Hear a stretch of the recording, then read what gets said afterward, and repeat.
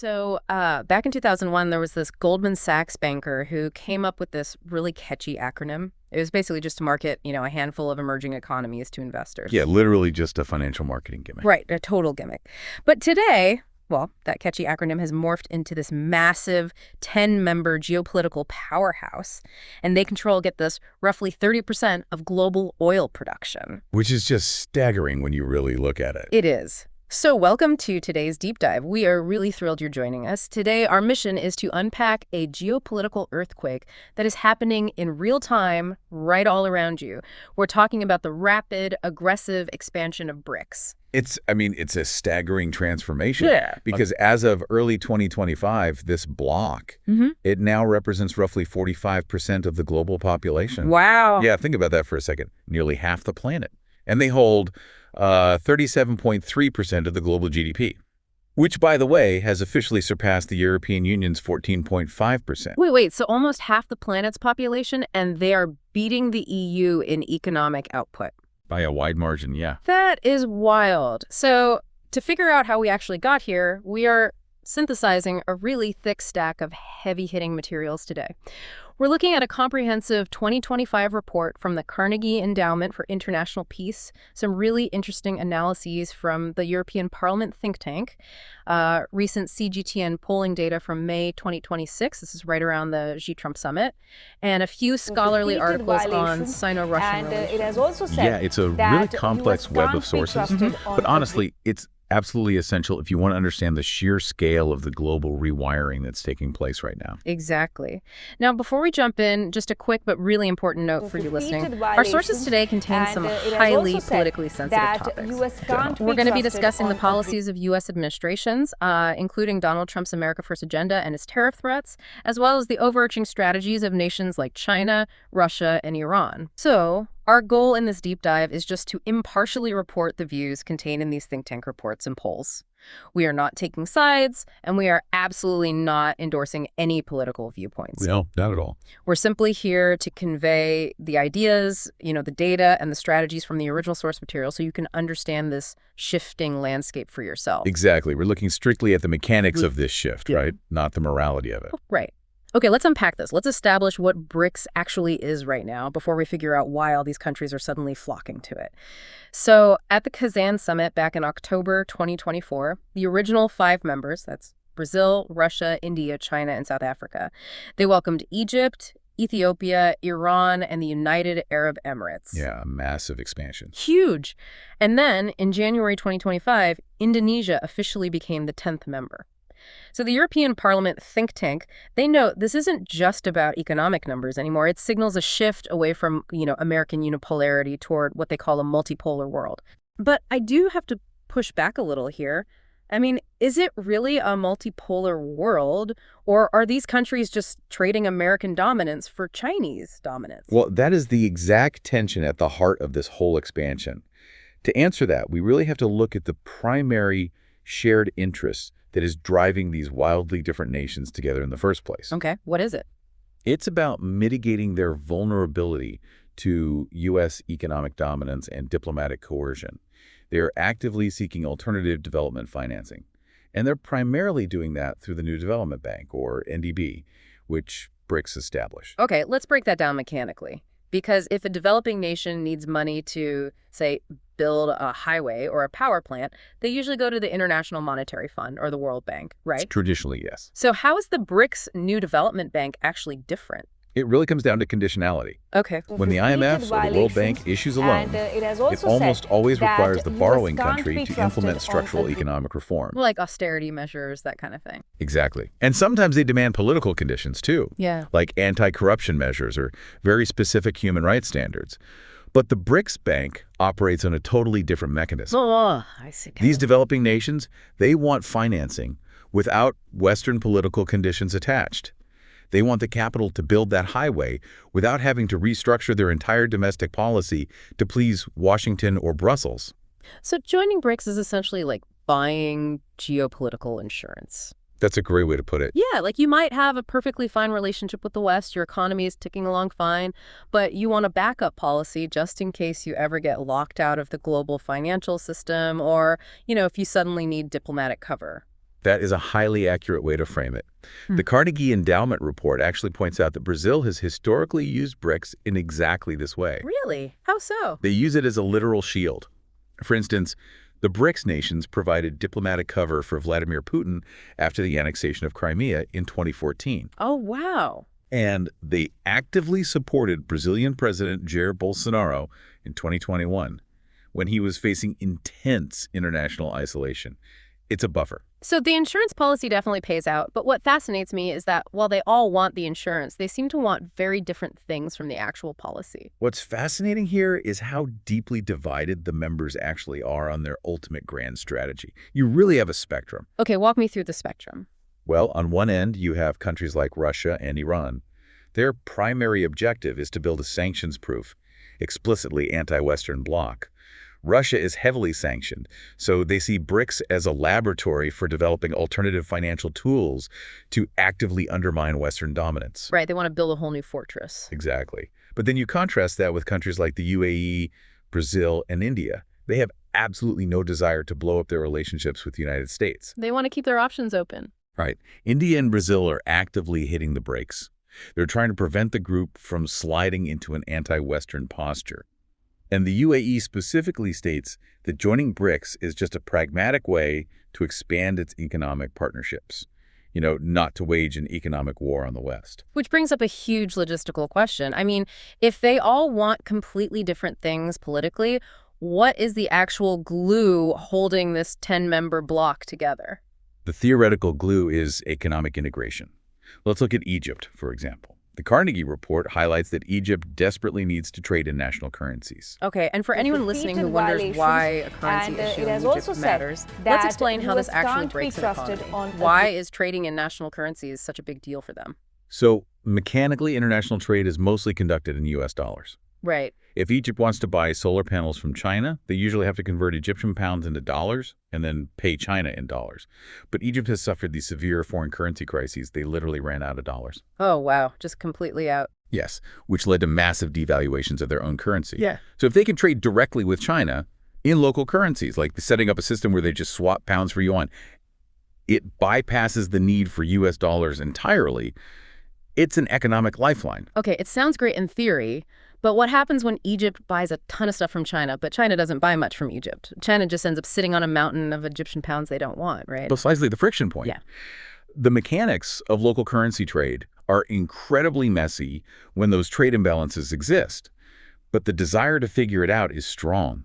And you see similar economic pragmatism from the UAE, which has a massive $93.2 billion non-oil trade relationship with BRICS members. Right, so the financial incentives to integrate are immense. Huge. But with that economic integration comes some serious geopolitical baggage. I mean, by including Egypt and Ethiopia, who have these deep, long-standing tensions over water rights on the Nile River, or, inviting Saudi Arabia while also admitting Iran, BRICS is importing bitter regional rivalries directly into its own boardroom. It really is. It's like inviting two people going through a vicious, highly litigious divorce to co-chair your neighborhood committee. That is a very apt analogy. Yeah.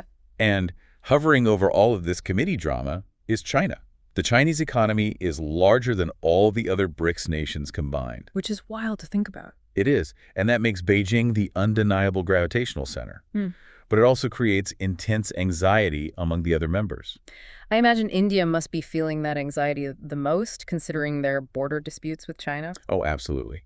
India has a persistently rivalrous relationship with Beijing. New Delhi's main objective in BRICS right now is a highly delicate dual balancing act. How so? They want to prevent Moscow and Beijing from turning the group into an anti-Western clique, while simultaneously averting total Chinese domination of the bloc's internal agenda. And it's not just internal members feeling that heat. Look at Vietnam. The sources mention Vietnam has been invited as a partner country, but they are hesitating. I mean, they champion non-interference, which aligns with BRICS, but they are terrified of becoming overly dependent on China. Plus, Vietnam relies heavily on exporting goods to the United States. They do not want to anger Washington, especially with the U.S. administration threatening massive tariffs on countries that try to replace the dollar. Which perfectly illustrates a structural vulnerability of the bloc. BRICS operates strictly on consensus. Right. Every single member has to agree for a major initiative to pass. Wait, If BRICS operates entirely on consensus, how can this incredibly diverse, highly fragmented group of 10-plus nations actually get anything done without paralyzing themselves? I mean, one veto stops everything. That exact vulnerability is currently being debated by Chinese strategists. Eh. The Carnegie Report actually reveals a startling detail about this. Oh, really? What is it? Because finding consensus is becoming so incredibly difficult, some experts in Beijing are quietly floating the idea of an exit mechanism. Wait, what? Yeah, they're exploring ways to push out BRICS members who consistently refuse to align with China's grand geostrategic vision. Wow, an exit mechanism. So much for the egalitarian brotherhood of the global south. If you don't toe the line, you get kicked off the island. It really highlights the intense fragility of their internal cohesion. I mean, China wants to use BRICS to coordinate non-Western positions and solidify its leadership. But a unified bloc is almost impossible to maintain when members like India and Brazil act as a veto-wielding handbrake to protect their Western ties. So if China is actively trying to use BRICS to build this massive unified fortress, how is the United States reacting? Because Washington certainly isn't sitting idly by. We really need to connect this internal BRICS drama to the ultimate geopolitical relationship defining this era, the relationship between Beijing and Washington. You're right. The diplomatic developments within BRICS cannot be analyzed in a vacuum. China is using BRICS as a strategic bridge to the global south, yes, but it's also a distinct hedge against Western technological decoupling and U.S. tariffs. Let's bring in that recent polling data from May 2026, the one conducted by CGTN right around the meeting between Chinese President Xi Jinping and U.S. President Donald Trump. Yeah, that data is fascinating. It is incredibly telling about what the rest of the world wants. It was 87% of respondents who want U.S.-China relations to be based on mutual success rather than a zero-sum game where, one side wins and the other is destroyed. Right. Furthermore, 71.6% believe that stability between these two superpowers is a vital prerequisite for global security. And that polling data aligns perfectly with the strategic realities outlined in the sources. Because despite the intense strategic competition, both Washington and Beijing recognize the immense existential pain the other side can inflict on their respective economies. They are deeply bound by mutual dependencies. Here's where it gets really interesting. I look at this U.S.-China dynamic like two heavyweights trapped inside a giant glass room. Okay, I like that. They want to defeat each other, they are circling each other, but the glass room they are fighting in is built entirely out of global supply chains. If they swing too wildly, they don't just hit each other, they shatter the semiconductor pipelines, the rare earth mineral exports, the entire global manufacturing base. And everyone else in the world, including all these BRICS nations, is living inside that glass room with them. If we connect this to the bigger picture, that glass room analogy perfectly explains why we're seeing what analysts call a managed rivalry. Managed rivalry. Healthy managed competition actually prevents global catastrophe. The sources indicate that both governments are actively trying to institutionalize channels of communication. They want to insulate the economic relationship from unintended military or diplomatic escalation. Whether that's over tensions in the Middle East, Ukraine, or Taiwan. Exactly. Because if they miscalculate, the economic fallout is immediate. The CGTN source points out that both countries are deeply integrated into the global village. If the U.S. imposes unchecked blanket tariffs on China, it fundamentally undermines the economic foundation that keeps the relationship, and really the whole world, stable. And the global south is watching this dynamic very closely. They expect Beijing and Washington to provide a baseline of stability. They don't want to pick a side, but they absolutely rely on those supply chains holding firm. The profound irony here is that U.S. actions meant to project strength like the threat of 100% tariffs on nations trying to replace the U.S. dollar are actually having the opposite effect. It is a total feedback loop. The U.S. threatens massive tariffs to protect the dollar's dominance, and in doing so, essentially hands BRICS the exact recruitment brochure they need to convince countries that relying on the U.S. dollar is too dangerous. Exactly. The harder the U.S. pushes economic statecraft to maintain unipolarity, the faster nations try to build alternative financial plumbing.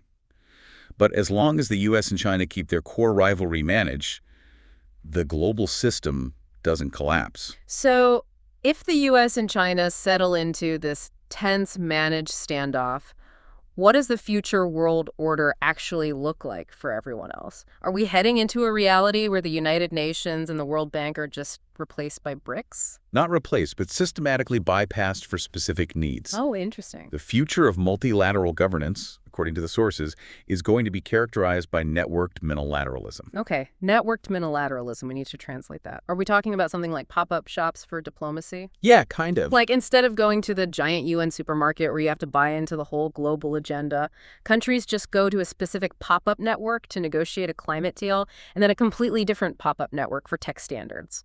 That is a brilliant way to conceptualize it. Yes, issue-based coalitions. We are looking at a highly fragmented global order. For example, Russia is proposing a BRICS grain exchange, new localized logistics infrastructure, and cross-border payment systems designed specifically to bypass SWIFT. Just to pause and clarify for anyone who doesn't work in international banking, SWIFT is essentially the global messaging system that allows banks to securely wire money across borders.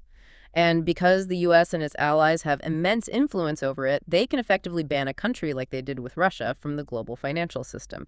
So BRICS is trying to build a shadow SWIFT. Precisely. They are building alternative plumbing. But this multilateralism goes way beyond just economics and banking. The sources mention environmental initiatives, too. Like what? Well, the UAE is leveraging the climate leadership it developed during the COP28 summit to push BRICS toward tackling the melting of Himalayan glaciers, which they refer to as the third pole. So they are using the BRICS platform to address localized water security in Asia, completely outside the framework of traditional Western climate accords. And it extends even further than that. We see Sino-Russian cooperation pushing into the Arctic and Antarctic. They are framing these polar regions alongside the Himalayas as interconnected pillars of the global climate system. They even held a BRICS Plus meeting in Murmansk, Russia, to advance a polar research working group. But wait, is this just a return to the Cold War? Like two distinct blocks, the West versus BRICS, facing off across the globe? Or is it more like the Bandung Conference back in 1955, where a coalition of non-aligned nations simply refused to pick a side? Because I noticed Indonesia actually cited that 1955 Bandung spirit when they officially joined BRICS. This raises an important question, and the geopolitical reality is that it is much more like a fragmented global market than a Cold War binary. Okay. Countries today are practicing what analysts call strategic hedging. Strategic hedging, so essentially playing both sides of the fence, like taking $1 billion from China to build a new shipping port, but continuing to buy American fighter jets to protect your airspace. Yes. Look at Senegal. They view BRICS as a vital vehicle to shift the world order to be more equitable for the global South. But they're absolutely clear that BRICS is not a substitute for their security partnerships with the West. Right. Or look at Colombia.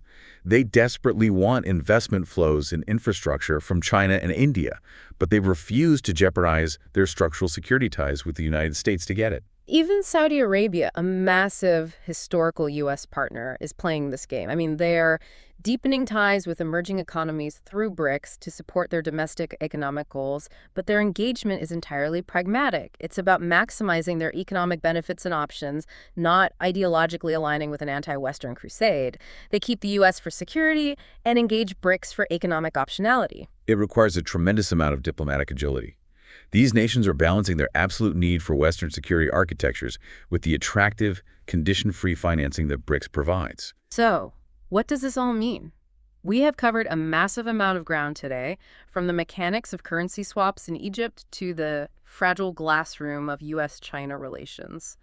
If you are listening to this on your commute or, while cooking dinner, why does a BRICS grain exchange or a shadow banking system actually matter to your everyday life? It matters because the invisible architecture of the global economy, the plumbing that determines the price of everything you buy, is being actively rewired. Exactly. This shift directly impacts inflation and the cost of global goods. I mean, if BRICS successfully bypasses the US dollar for a large chunk of global trade, it slowly chips away at the long-term purchasing power of the dollars sitting in your bank account. When supply chains are rerouted to avoid tariffs, or when those tariffs are applied as geopolitical weapons, the friction eventually shows up on your grocery receipt. Furthermore, it fundamentally changes how global crises will be managed in your lifetime. If a future pandemic hits or a massive 2008-style economic crash occurs, the global response might not be dictated solely by Washington or the G7. It will require complex, messy coordination with these BRICS multilateral networks. The table where the world's rules are made has permanently expanded. The era of one single superpower calling all the shots is officially giving way to a much more complicated, fragmented, and networked reality. And that brings me to a final thought I want to leave you with, building on a really fascinating detail from our sources. We touched briefly on how BRICS is exploring alternative platforms for scientific cooperation in the Arctic and looking at shaping standards for emerging technologies. Think about that for a second. If the future of global power is dictated not by traditional military alliances or aircraft carriers, but by who controls the governance rules for artificial intelligence, who manages climate resilience in the third pole, and who controls alternative food supply chains through a BRICS grain exchange, could this new bloc effectively rewrite the rules of the 21st century without ever needing to fire a single shot against the West? It is a profound, subtle shift in how true global power is exercised. Something to ponder as you watch the news this week and see these global dynamics play out. We will keep digging into the sources and translating the geopolitics so you don't have to. Until next time, keep exploring.